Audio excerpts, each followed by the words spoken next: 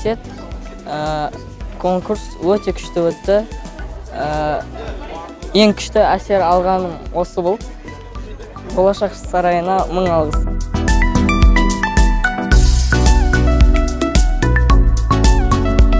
Болашақ сарайында өткен үлкен ән кешіне қуаныштан басқа айтатын ештеңем жоқ.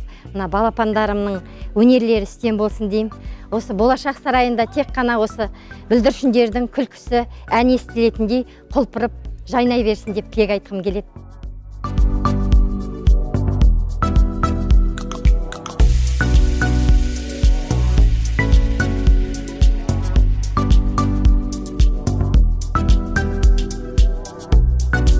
Хочу выразить огромную благодарность своему педагогу Риадаже Арспаевне. Хочу пожелать крепкого здоровья и много творческих успехов.